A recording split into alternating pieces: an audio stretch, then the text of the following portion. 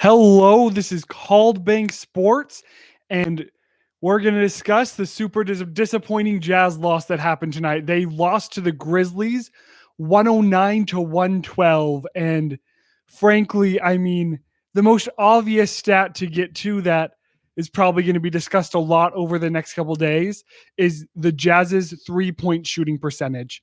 So the Grizzlies had an okay night. They were 7 of 20 for 35% from three.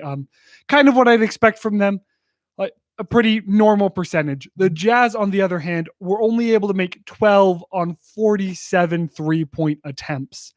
They ended up shooting 25.5% from the 3-point line. And obviously things play out different, but if the Jazz shoot 30% in this game, they easily win. It was a 3-point game, and that's at least a few more threes made. So really, that is something that I don't expect to see happen for the rest of this series. There are some more interesting stats to delve into. They did force the Jazz to take a lot of their 3-pointers off the bounce. So instead of being assisted, it was players picking the ball up off the dribble and putting those up, which is just typically in the NBA a much worse percentage. It's not as easy to do. It's harder to be in rhythm. It's a lot easier to be past the ball and pull up. So Memphis is obviously going to continue to do that. And they were able to do a great job defensively of putting pressure on the Jazz. But I personally just don't expect to see the Jazz shoot this poorly again this series. I expect, 30% would be the worst I'd expect to see, but I don't even think that's going to happen. So I think that was rust in large part. The Jazz haven't played since last Sunday, so it's been a week. And I also think that possibly the big news of the day impacted the Jazz and what they were expecting. I'm sure all of you heard Donovan Mitchell did not play tonight after a shoot around this morning. From my understanding, Quinn Snyder and the training staff pulled Donovan aside and said that they just weren't comfortable with him playing the game, that he had been playing on his ankle a bit weird. So he did not re-aggravate the injury in any way. It was just a decision made by the team to have him not play tonight. And so he'll hopefully be back on Wednesday. He is, however, though, you noticed tonight that the Jazz were rusty after a week off.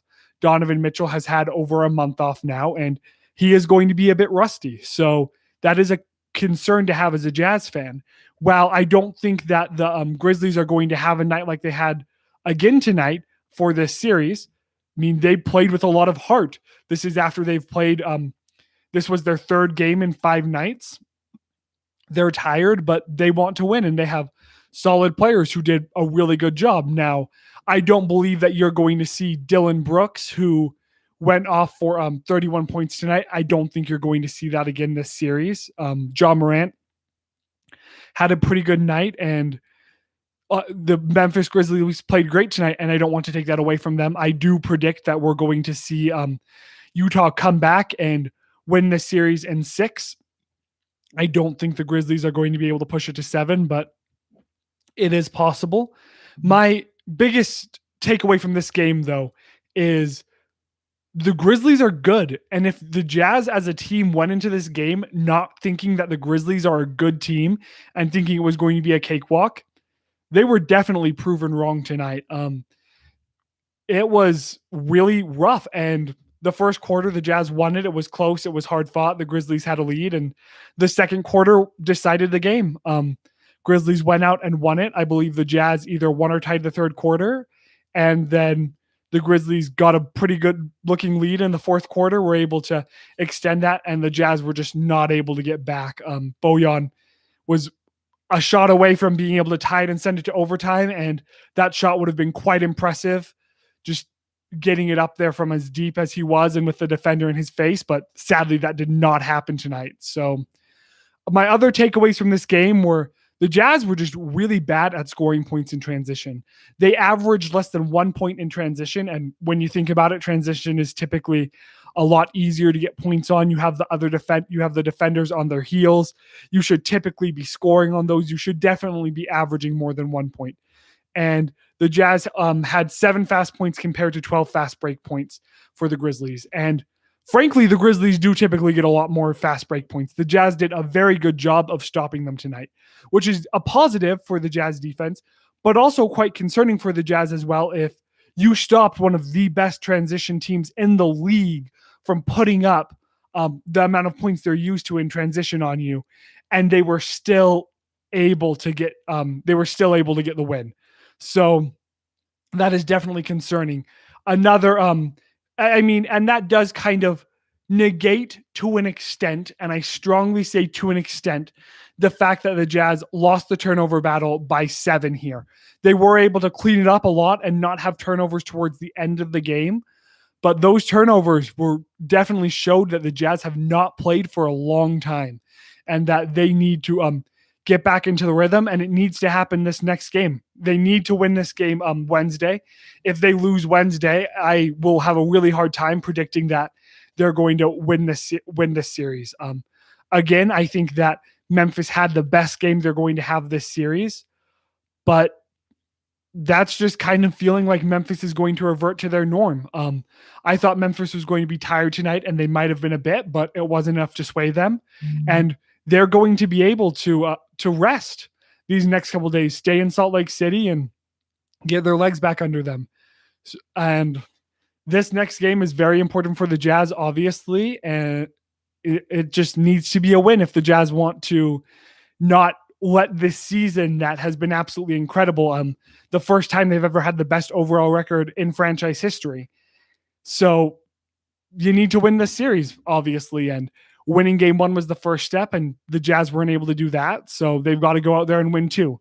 Now, highlights for this game for me was definitely Mike Conley having a really good game against his former team. Quick look at his stat line says that Mike was it was very notable to me. He had a really good game in the first half, I guess, and it did kind of struggle. He definitely was a team leader without Donovan there, but he did struggle from 3. He shot 3 for 11 from 3, which is 27%. So he shot about the team's average there. And again, if any Jazz player, let's see, if Conley or Niang or Clarkson shot their average from 3, the Jazz win this game. And that didn't happen, but Conley was able to go 7 for 7 from the line, and did a really good job at the beginning of the game. He did kind of struggle in the third quarter, and it was really Bojan Bogdanovic who did not score in the first half and had 20 points in the second half. It shows Jazz fans what we were missing last playoffs, where yes, Bojan had a really bad first half, but he had an amazing second half. And I think we all know that if the Jazz had Bojan last playoffs, we're looking at a very different outcome than what ended up happening in the loss to the Nuggets. This game is disappointing, but my biggest takeaway, and Mike Conley, I should have done a better job looking at those stats beforehand, and I should have had a better opinion on it. But my biggest takeaway is how hard Derek Favors hustled tonight. Now, his stat line doesn't show it as well as I think it should. He was minus 12. He did put in a lot of time against Valanciunas, and you can't discredit in any way Ja Morant for having the amazing game that he did. But Derek Favors had 4 blocks.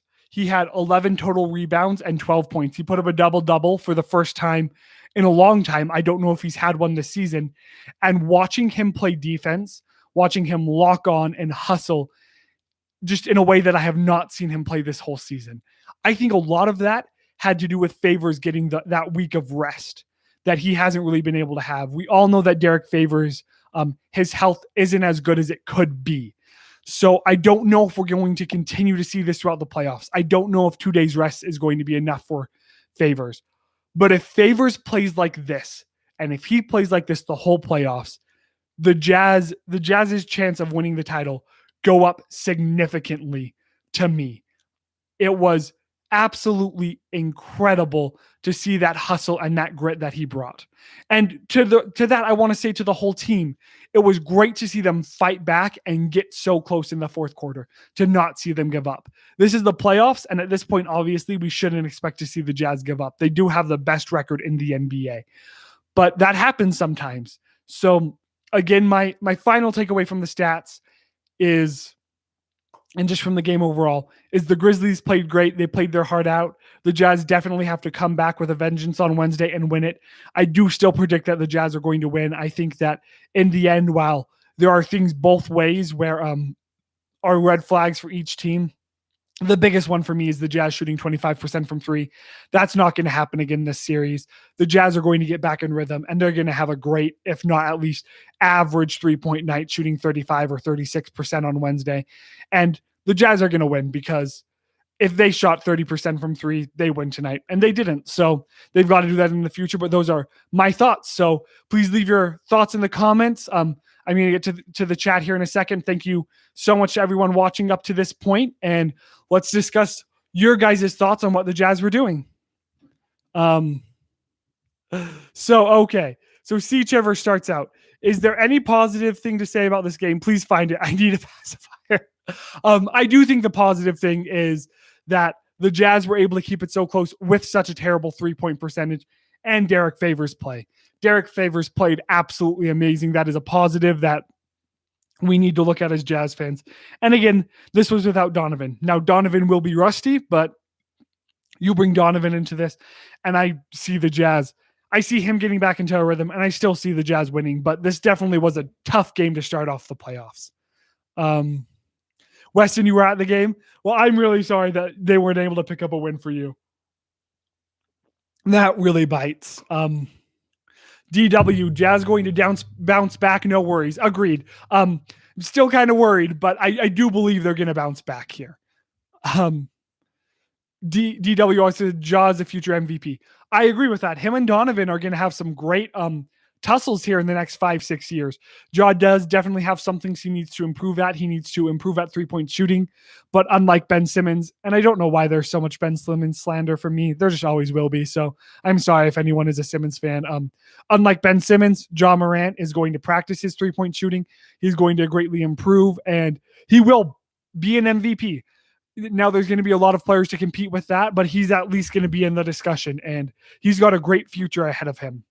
Carter said, I'm so glad we fought back with a bit of a comeback so the game wasn't out of reach. I think we'll be able to bounce back. Do you think Mitchell will be back next game? I do. If he wasn't scratched yesterday, but was scratched today just out of an abundance of precaution, I think he'll be back next game. At some point, he has to come back, right? Maybe if the Jazz walked away with a win tonight, he doesn't come back on Wednesday, but the Jazz lost tonight. So I think Donovan will be back. And even if he wasn't going to be, I think the loss sealed that deal. Rules Reyes says Clarkson was off. I think they read his offensive scheme already.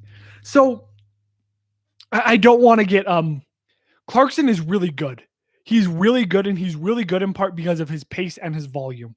I don't have specific stats on this, and I can look at this later, but Clarkson was shooting a lot of off the bounce threes tonight. He's not that good at hitting those shots. Frankly, he's not. So Clarkson, I really struggle because while Clarkson is definitely an X factor, if he has to carry the Jazz to a comeback, I'm not happy with where the Jazz are at. If he comes off the bench in the first quarter and pushes out a lead, that's very different than Jordan Clarkson trying to be that efficient guy, since he's not the most efficient player. But he brings a lot of heart. He brings a lot of energy to the game. So he's definitely in a lot better spot putting the Jazz ahead than he is trying to bring the Jazz back. And so that's why I think that it just wasn't necessarily his place to have a great game tonight.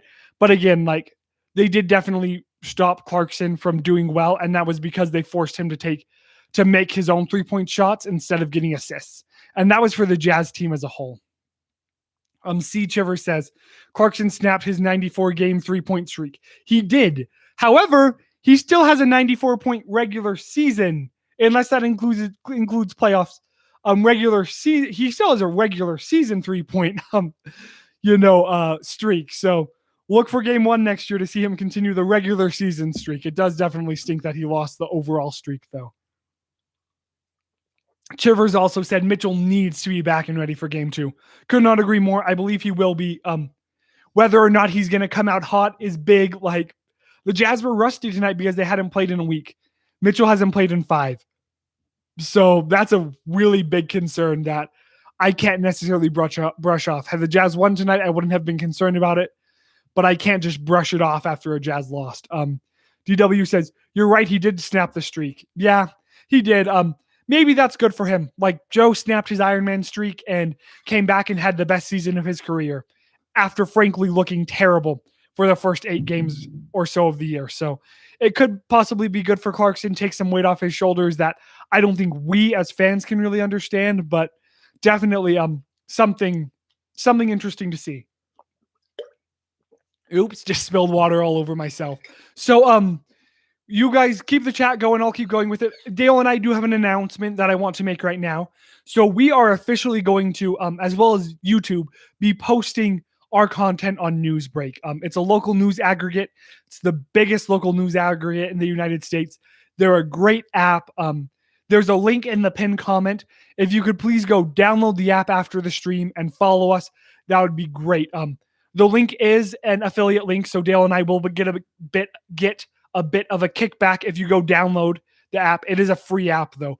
We're really excited to be on the app and to just get a larger reach. To try to get more people to come join the live streams here, to be active on the chat, and just to like really grow what Called Bank Sports is. We really appreciate all of you guys being here every night, every stream. Even if you can't make it every night, just being here and creating this great community. So if you can download that app and give us a follow, that would be awesome. We'd really appreciate it. It just helps out more than I think any of you guys can just really understand. It really just gives us this motivation as people continue to follow and continue to interact, especially on rough games like tonight where, the only highlight is coming here and being on the stream. And it's really awesome to be here with you guys. So if you haven't left a like yet, please do. Let's keep this chat rolling and subscribe if you haven't. We're going to keep bringing you these episodes after every game of the playoffs here. So let's hope that it's as many games as possible. It now has to be at least 17. The Jazz can't go 16-0 and win the title that way. But let's go 16-1 and see how this, and just have a blast here. Carter said, give credit to having a good game, but Dylan Brooks is a total D. Pardon the language, but there isn't a better way to put it. Here's the thing. Brooks is the type of guy that you don't like if he's not on your team. We don't like him because he's on Memphis. But man, it's like Jay Crowder. When you have Jay Crowder in your team, you love Jay Crowder. The other 29 teams in the league hate Jay Crowder. So I don't think, like I said earlier, I don't think Brooks is going to put up 31 points again, like he did tonight. I feel like that was a fluke. He's a good player, but typically he's not that good offensively. Typically he's much better as a defender. So definitely a guy, not my favorite, but you love him if he's on your team. And because he's not on our team, we definitely don't love him. So, well, it looks like the chat is dying down. Dale will be live after the game on Wednesday. So if you've got anything else to say, please do, and we'll keep this going. Definitely a rough game. DW, greetings from St. Paul, Minnesota. Thank you for downloading the app. I'm hoping to make it to Minnesota this summer. Don't know where at, but I have a friend who has an internship. He's hopefully going to start there. So I'm hopeful to visit your great state. But thanks again to everyone. We really appreciate it. Dale and I, this is great. And hopefully the playoffs don't have as much of a sour note this upcoming Wednesday. So have a great night. Hopefully you can all sleep well, and let's go Jazz and make this playoff series a lot better. So see you guys on Wednesday.